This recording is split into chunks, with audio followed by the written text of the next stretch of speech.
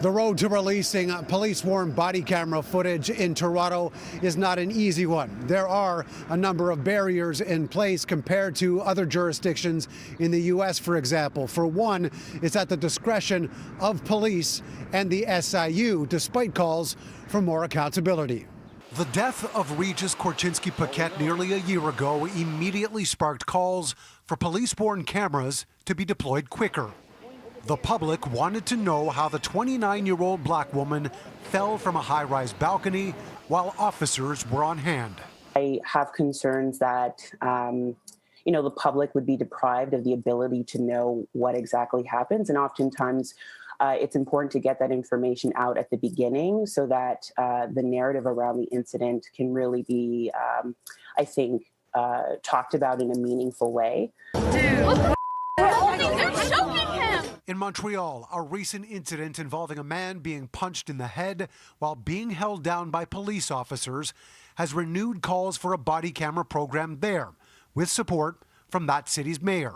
The Toronto police policy on body cameras would immediately see that footage go directly to the SIU for investigation before it sees the light of day. Certainly those are questions that we get asked. It was released here, why not here?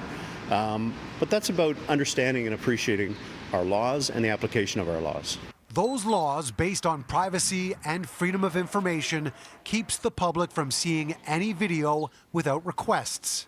In a statement, an SIU spokesperson told CityNews this issue is complicated by the need to ensure the integrity of parallel legal proceedings that may flow from incidents investigated by the SIU.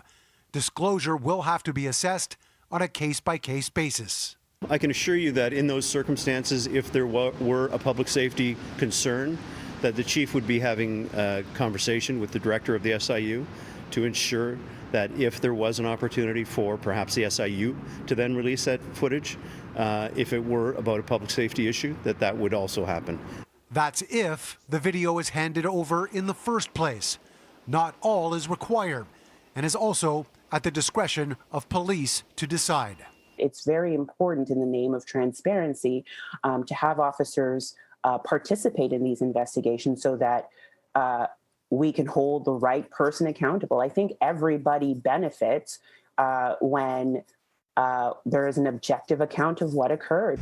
Anyone involved in an incident that has been recorded by Toronto Police body cameras does have the right to request that footage once the case is closed.